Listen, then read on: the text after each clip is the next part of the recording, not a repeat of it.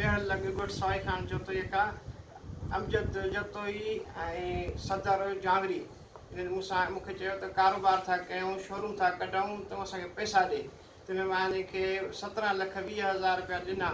उन खां पोइ हे आया तक़रीबन महीने खन खां पोइ हिन मूंखे कार मूंखां वरिती चइनि त कराची मां थी था अचूं।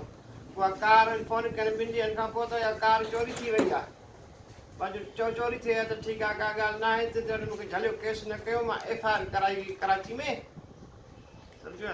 उन खां पोइ मां FIR कराई वरी कुझु ॾींहंनि खां पोइ हिननि मूंखे चयो त रनिंग पेपर गाॾीअ जो ऐं फाइल ऐं ओरिजिनल नंबर प्लेट असांखे ॾे कार मिलणी थी आहे सम्झो। पोइ उन खां पोइ उनखे मूं उहे ॾिनियूं उन खां पोइ ग़ाइबु थिया कुझु मुदत मूंखे शक पियो त मूंसां फ्रॉड थियो आहे त मां मूंखे शक पियो ऐं मां जेको आहे परेशान थी वियुसि।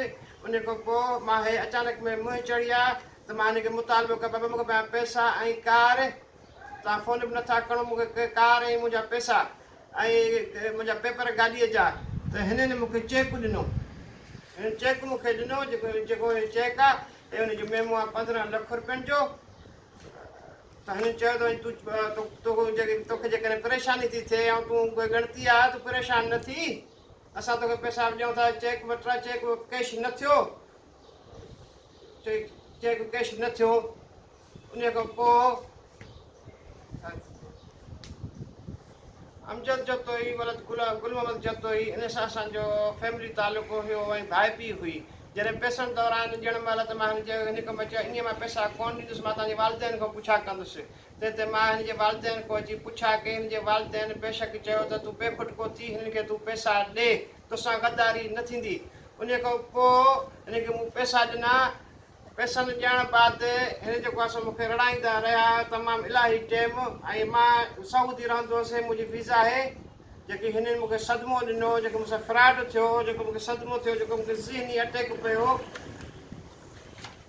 हे हुन जूं टेस्टियूं आहिनि सम्झो। मुंहिंजी वीज़ा ख़राबु थी वई 12 लख रुपयनि जी 12 लख हे 17 लख रुपया कार 17,20,000 कैश। उन खां पोइ मूं अपील कई अपील थो कयां वॾे वज़ीर सैद कामिल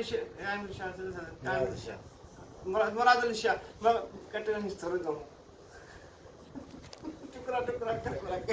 उन खां पोइ हे जेको आहे सो मूंखे धमकियूं था ॾियनि ऐं मूंखे मौतमार धमकियूं था ॾियनि। मां अपील थो कयां वॾे वज़ीर खे सिंध जो वज़ीर IG DIG Sindh SP SSP दादू इनखे मां अपील थो कयां ऐं मूंखे तहफ़ुज़ ॾिनो वञे ऐं एप्लीकेशन मूं दादूअ मूं कराए एप्लीकेशन ऑफिस मां मूं ॾिनी हिते DSP खे SHO खे जीअं ते अञा ताईं अमल न थियो इन जे करे अमल न थियो आहे जो हुनजो वालिद साहिबु जेको आहे सूबेदार आहे हिते मूंखे तक़रीबन साल थियो आहे मां इन में मेहर थाणे ते ईंदो वेंदो रहियो आहियां पर मुंहिंजी ॻाल्हि ते कहिड़ी ते को बि अमल न थियो आहे।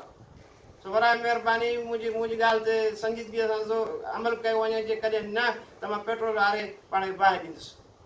जोतोई जो पीउ गुल मोहम्मद जोतोई मेहर थाणे ते सूबेदार आहे तंहिं करे अमल मुंहिंजी ॻाल्हि ते कोन थो थिए। मुंहिंजी दरख़्वास्तूं गुम कयूं थियूं वञनि मूंखे SHO DSP मेहर सां नथो मिलणु ॾिनो वञे।